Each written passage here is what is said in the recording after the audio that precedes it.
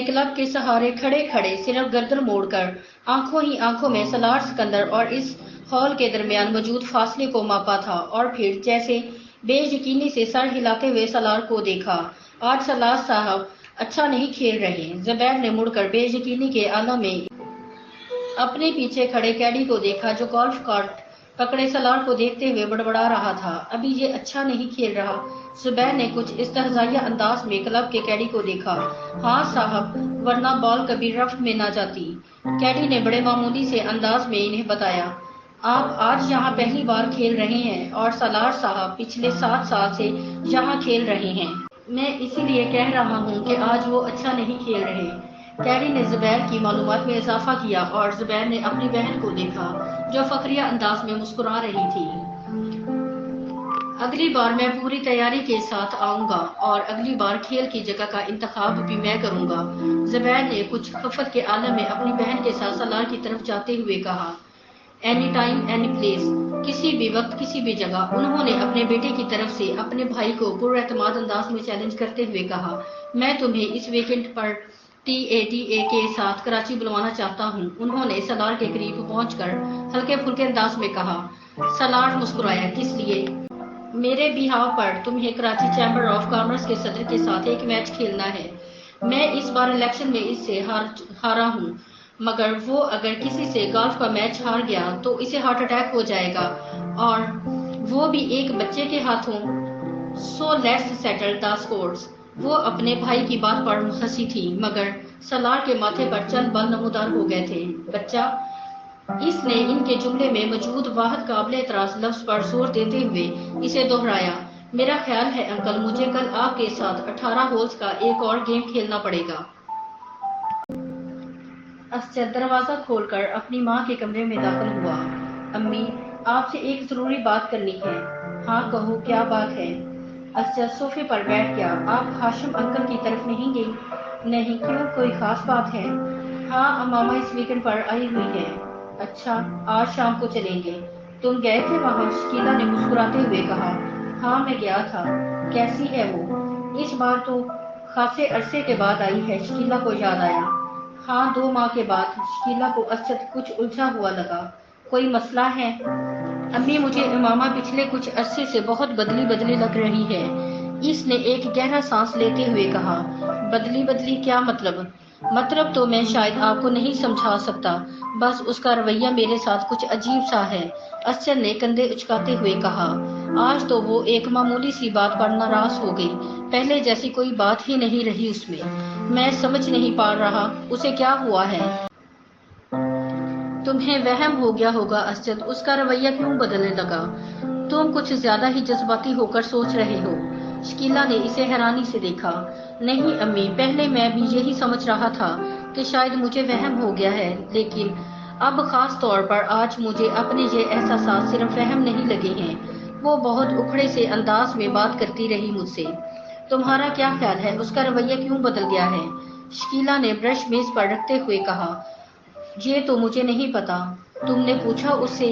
ایک بار نہیں، کئی بار، پھر ہر بار آپ کی طرح وہ بھی یہی کہتی ہے کہ مجھے غلط فہمی ہو گئی ہے، اس نے کندھے جھکاتے ہوئے کہا۔ کبھی وہ کہتی ہے اسٹڈیز کی وجہ سے ایسا ہے، کبھی کہتی ہے وہ اب میچور ہو گئی ہے اس لیے۔ یہ ایسی کوئی بات تو نہیں ہے، ہو سکتا ہے واقعی یہ بات ہو، شکیلا نے کچھ سوچتے ہوئے کہا۔ امی، بات سنجیدگی کی نہیں ہے، مجھے لگتا ہے وہ مجھ سے کترانے لگی ہے، اسجد نے کہا۔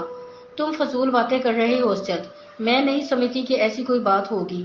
ویسے بھی تم دونوں تو بچپن سے ایک دوسرے کو جانتے ہو، ایک دوسرے کی عادات سے واقف ہو۔ شکیلا کو بیٹے کے خدشات بالکل بے معنی لگے۔ ظاہر ہے عمر کے ساتھ ساتھ کچھ تبدیلیاں آ ہی جاتی ہیں، اب بچے تو رہے نہیں ہو تم لوگ، تم معمولی باتوں پر پریشان ہونے کی عادت چھوڑ دو، انہوں نے بیٹے کو سمجھاتے ہوئے کہا۔ ویسے بھی ہاشم بھائی اگلے سال اس کی شادی کر دینا چاہتے ہیں، وہ کہہ رہے تھے کہ وہ اپنی تعلیم بعد میں مکمل کرتی رہے گی، کم از کم وہ تو اپنے فرض سے سبکدوش ہو جائیں۔ شکیلا نے انکشاف کیا۔ انکل نے ایسا کب کہا؟ اسجد کچھ چونکا۔ کئی بار کہا۔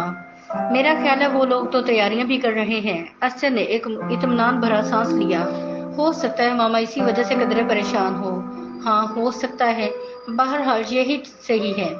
اگلے سال شادی ہو جانی چاہیے، اسجد نے کچھ مطمئن ہوتے ہوئے کہا۔ وہ 16-17 سال کا ایک دبلا پتلا مگر لمبا لڑکا تھا۔ اس کے چہرے پر بلوغت کا وہ گہرا رواں نظر آ رہا تھا جسے ایک بار بھی شیو نہیں کیا گیا تھا، اور اس روئی نے اس کے چہرے کی معصومیت کو برقرار رکھا تھا۔ وہ سپورٹس شارٹس اور ایک ڈھیلی ڈھالی شرٹ پہنے ہوئے تھا۔ اس کے پیروں میں کاٹن کی جرابیں اور جاگرز تھے۔ چنگم چباتے ہوئے اس کی آنکھوں میں ایک عجیب طرح کی بے چینی اور اضطراب تھا۔ وہ اس وقت ایک پرہجوم سڑک پر کے بیچوں بیچ ایک ہیوی ڈیوٹی موٹر سائیکل پر بیٹھا ہوا تیزی سے تقریباً اسے اڑائے لے جا رہا تھا۔ وہ کسی قسم کے ہیلمٹ کے بغیر تھا۔ وہ بہت ریش انداز میں موٹر سائیکل کو چلا رہا تھا۔ اس نے 2 دفعہ سگنل توڑا، 3 دفعہ خطرناک طریقے سے کچھ گاڑیوں کو اوورٹیک کیا، 4 دفعہ بائک چلاتے چلاتے اس کا اگلا پہیہ اٹھا دیا، اور کتنی ہی دیر دور تک صرف ایک ہی پہیے پر بائک چلاتا رہا۔ 2 دفعہ دائیں بائیں دیکھے بغیر اس نے برق رفتاری سے اپنی مرضی کا ٹرن لیا۔ 1 دفعہ وہ زگ زیگ انداز میں بائک چلانے لگا۔ 6 دفعہ اس نے پوری رفتار سے بائک چلاتے ہوئے اپنے دونوں پاؤں اٹھا دیے۔ پھر یکدم اسی رفتار سے بائک چلاتے ہوئے اس نے ون وے کے خلاف ورزی کرتے ہوئے اس لین کو توڑا اور دوسری لین میں سناٹے کے ساتھ گھس گیا۔ سامنے سے آتی ہوئی ٹریفک کی بریکیں یکدم چرچرانے لگی۔ اس نے فل اسپیڈ پر بائک چلاتے ہوئے یکدم ہینڈل پر سے اپنا ہاتھ ہٹا لیا اور بائک پوری رفتار کے ساتھ سامنے سے آنے والی گاڑی کے ساتھ ٹکرائی اور ایک جھٹکے کے ساتھ ہوا میں بلند ہوا، اور پھر کس چیز پر گرا اسے اندازہ نہیں ہوا۔ اس کا ذہن تاریک ہو چکا تھا۔ وہ دونوں لڑکے سٹیج پر ایک دوسرے کے بالمقابل روسٹرم کے پیچھے کھڑے تھے، مگر ہال میں موجود اسٹوڈنٹس کی نظریں ہمیشہ کی طرح ان میں سے ایک پر مرکوز تھی۔ وہ دونوں ہیڈ بوائے کے انتخاب کے لیے کنونشن کر رہے تھے، اور وہ پروگرام بھی اس کا ایک حصہ تھا۔ دونوں کے روسٹرم پر ایک ایک پوسٹر لگا ہوا تھا، جن میں سے ایک پر ووٹ فار سالار اور دوسرے پر ووٹ فار فیضان لکھا ہوا تھا۔ اس وقت فیضان ہیڈ بوائے بن جانے کے بعد اپنے ممکنہ اقدامات کا اعلان کر رہا تھا، جبکہ سالار پوری سنجیدگی کے ساتھ اسے دیکھنے میں مصروف تھا۔ فیضان اسکول کا سب سے اچھا مقرر تھا، اور اس وقت بھی وہ اپنے جوش خطابت کے کمال دکھانے میں مصروف تھا اور اسی برٹش لب و لہجے میں بات کر رہا تھا جس کے لیے وہ مشہور تھا۔ بہترین ساؤنڈ سسٹم کی وجہ سے اس کی آواز اور انداز دونوں ہی خاصے متاثر کن تھے۔ حال میں بلا شبہ سکوت طاری تھا، اور یہ خاموشی صرف اسی وقت ٹوٹتی جب فیضان کے سپورٹرز اس کے کسی اچھے جملے پر داد دینا شروع ہوتے۔ حال یکدم تالیوں سے گونج جاتا۔ آدھ گھنٹے کے بعد وہ جب اپنے لیے ووٹ کی اپیل کرنے کے بعد خاموش ہوا تو حال میں اگلے کئی منٹ تالیاں اور سیٹیاں بجتی رہی۔ ان تالیاں بجانے والوں میں خود سالار سکندر بھی شامل تھا۔ فیضان نے ایک فاتحانہ نظر حال پر اور سالار پر ڈالی اور اسے تالیاں بجاتے دیکھ کر اس نے گردن کے ہلکے سے اشارے سے اسے سراہا۔ سالار سکندر آسان حریف نہیں تھا، یہ وہ اچھی طرح جانتا تھا۔ اسٹیج سیکرٹری اب سالار سکندر کے لیے اناؤنسمنٹ کر رہا تھا۔ تالیوں کی گونج میں سالار نے بولنا شروع کیا۔ Good morning friends. وہ یک لہجہ ٹھہرا۔ فیضان اکبر ایک مقرر کے طور پر یقیناً ہمارے اسکول کا اثاثہ ہے۔ میں یا دوسرا کوئی بھی ان کے مقابلے میں کسی اسٹیج پر کھڑا نہیں ہو سکتا۔ وہ ایک لمحہ کے لیے رکا۔ اس نے فیضان کے چہرے کو دیکھا جس پر ایک فخریہ مسکراہٹ ابھر رہی تھی، مگر سالار کے جملے کے باقی حصے نے اگلے لمحے اس مسکراہٹ کو غائب کر دیا۔